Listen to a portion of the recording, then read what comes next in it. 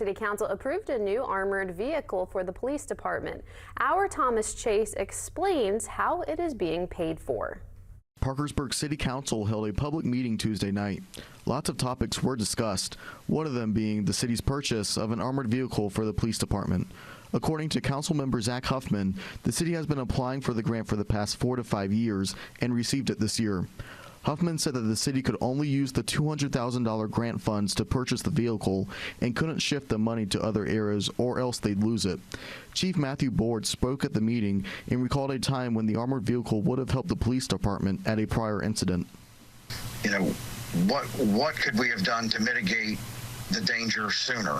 And having a bulletproof vehicle, such as a Bearcat, as they call them, you know, upon arrival, really expedites our ability to evacuate people if necessary, or even just stage as a department, you know, upon our response to ascertain what other resources we need while also maintaining our safety and security. So it's a tremendous tool that will save lives. Brian Hayden, who attended the meeting as well, is skeptical of the total cost of the vehicle after the grant money is used. Now, they are using some federal grant money, and I'll give them credit for that, but they are also wanting to shift away other funding that could be used for the community to be developed in a way that's not consistent with good economic growth. We spoke with Parkersburg City Council President Mike Reynolds, and he said that no tax dollars will be used to purchase the vehicle.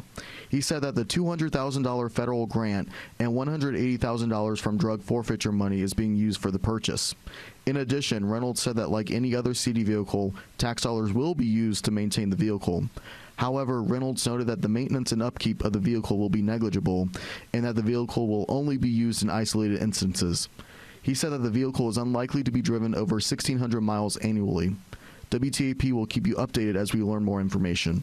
In Parkersburg, I'm Thomas Chase with WTAP News.